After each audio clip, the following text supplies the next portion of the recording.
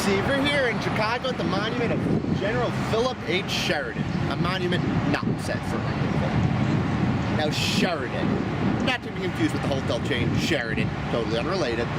Sheridan, maybe we think of Sheridan Circle in DC or Sheridan Square in New York, not to mention the 7 cities, 5 counties, and tank named after the man. We rarely think of the man behind all these names. Little Phil, as he was called, standing 5'5" at most, 2 less than Napoleon. Little Phil, as he was called, Philip H. Sheridan, hardest-hitting Union Corps commander of the Civil War, always at the head of a cavalry charge. I mean, one soldier who would see him fight would say, sword in one hand and hat in the other, fighting as if he were the devil incarnate himself. His hat? His trademarked flat-brim pork-pie hat, when not in battle, always seen on his head. You know, a small bump on the back of his head that made wearing nearly every hat near impossible.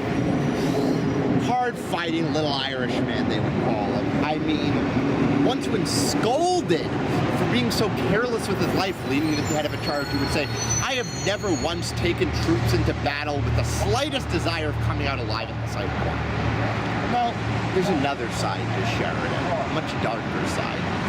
Sheridan, after the war, would become one of the greatest Indian hunters, mercilessly suppressing the Great Plains Indians, along the way promoting the slaughter and killing of all the buffalo, which would provide the Indians sustenance. Speaking to the Texas legislature against the protection of a bill protecting the buffalo, he would say of the hunters in Texas, send them powder and lead. I wish them to skin, kill, and sell till there are no buffalo left. Going on to suggest sending 10 regiments to help them in the slaughter of the buffalo. And then to give every hunter their own custom bronze medal with a dead buffalo on one side and a dead Indian on the other. Now, I'm brought to this monument by the recent fervor of the removal of Confederate general monuments. And here is a monument that a few people asked for removal of, but will never be removed. There's too much history, and looking at these didactic tropes of history, he's good, he's evil, Sheridan will probably never be removed. He's remembered as the savior of Chicago and the Chicago Fire, and one of the greatest generals of all time. But at the same time, history is sloppy. No one's good or no one's evil. But Sheridan, at the same time, is most remembered 150 years later for his famous quote, the only good Indian's a dead Indian, which would come about when an Indian would say, I'm a good Indian, introducing himself to Sheridan. Sheridan was found the only good Indian, a dead Indian. Or the actual quote, which was, the only good Indians I've seen are dead Indians. But it led me on that quote on legacy and symbols and what is a good Indian and then what is a bad Indian? And I'm thought of one of the most racist caricatures of Indians of all time, Chief Wahoo. Now, who is Chief Wahoo?